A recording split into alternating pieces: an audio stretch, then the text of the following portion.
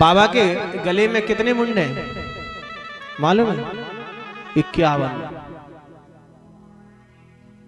ये जो 51 शक्तिपीठ है ये मां पार्वती के ही अवतार हैं। जब जब शरीर मां पार्वती ने छोड़ा तब तक भगवान शंकर ने मां पार्वती का सिर अपनी माला में पिरो लिया। सदा सर्वदा अपनी अर्धांगिनी अपने पास रखते हैं, उनकी यादों को अपने पास रखते हैं। मां को आश्चर्य हुआ। मां पार्वती कहने लगी, प्रभु ऐसा कैसे हो गया? मेरे इतने जन्म हो गए हो, आप यहीं बने हो, आपका कुछ नहीं बिगड़ा। शंकर जी कहते हैं, मैंने अमर कथा को पी लिया है इसलिए मेरा कुछ नहीं बिगड़ा। बोले ऐसी कौन सी अमर कथा? बोले अरे देवी, अमर कथा भगवान की कथा है। ये अमर कथा कौन सी है? जरा इस पर चिंतन करें। अमर कथा कोई अलग नहीं है, भागवत जी की कथा ही अमर कथा है। भक्तमाल में बड़ा सुंदर वर्णन है। अमृत है बातों का बात। ये अमृत क्या है? अमृत है संतों के पास। कौन सा अमृत? दरिया अमृत कथा अनंत। और ये अमृत रूपी नदी, अमृत रूपी गंगा, कथा रूपी गंगा, ये कहां प्रवाहित होती है? दरिया अमृत कथा अनंत, जाको पी पी अमर भय सब संत। ये भगवान का नाम रूपी अमृत, ये सदा सर्वदा अमृत प्रदान करने वाला है। अमृत्व का मतलब ये नहीं है कि जैसे हमने आपने कथा सुनी तो हम मरेंगे ही नहीं।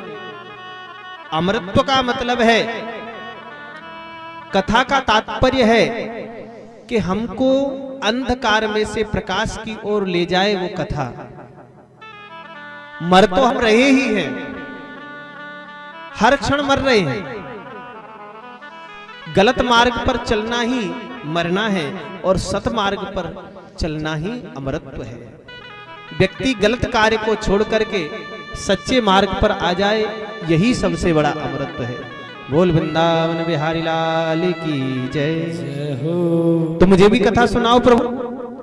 भगवान शंकर जी ने डमरू बजाया अमरनाथ की गुफा में, एकांत में जाकर के डमरू बजा करके भगवान की कथा प्रारंभ कर दी। बोलिए शंकर भगवान की जय हो। जैसे ही कथा प्रारंभ हुई, कथा का प्रभाव ये हुआ, जो फूटा हुआ अंडा पड़ा था ना, उस अंडे में से सुखदेव जी प्रकट हो गए। बोलिए सुखदेव भगवान की जय हो। एक वृक्ष की डाली पे बैठ करके वो भी कथा सुनने लगे। बीच में मां पार्वती को नींद भी आ गई थी, तो जो बीच बीच में हुंकारी भर रही थी मैया, नींद आ गई तो हुंकारी कौन भरे? तो सुखदेव जी हाँ महाराज जी बोलने लगे। कथा पूरी हुई और जैसे ही कथा पूरी हुई जयकारा लगाया, बोलिए बाल कृष्ण लाल की जय। तो मैया की नींद भंग हो गई। हमारा जी बोले कथा तो पूरी हो गई।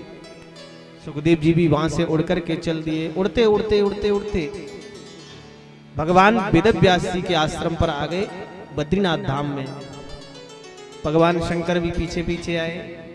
सूक्ष्म रूप बना करके व्यास जी की पत्नी जमाई ले रही थी, उनके मुखार बिंद से सूक्ष्म रूप बना करके अंतःकरण में प्रविष्ट हो गए और उधर में जाकर के 12 वर्ष रहे। 12 वर्ष के बाद जब जन्म लिया तो जन्म लेते ही नाल कंधे पर रख करके जंगल में चले गए, भजन करने लगे। अब व्यास जी सोच रहे हैं भजन करने वाले सुखदेव को बुलाऊं कैसे, भागवत को पढ़ाऊं कैसे, क्योंकि मैं तो बूढ़ा हो गया। अब आगे भी तो भागवत कथा सुनाने वाला वक्ता चाहिए।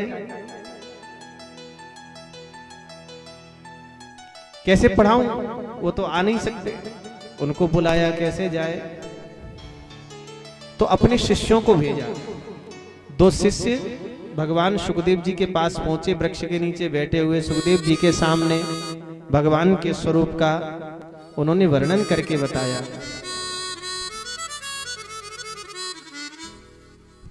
बरहा पीडम नटवर बपुः कर्णयो कर्णिकारम बिभ्रदवाशक कनक कपिशं वैजयन्तीं च माला रंध्रान वेणोरधर सुधया पूरयन् गोपवृंदै वृंदारण्यम स्वपद रमणम बड़ा सुंदर भाव है।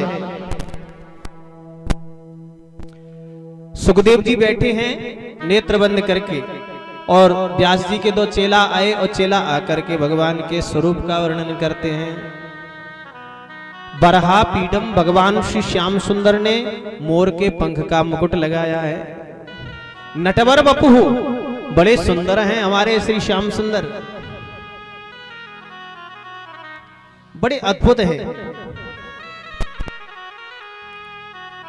कर्णयो कर्णिकारम कानों में कनेर का पुष्प लगा करके और जो मुरली बजाते हैं, भगवान जब मुरली बजाते हैं तो मनुष्यों की तो क्या कहें, देवता भी मुग्ध हो जाते हैं।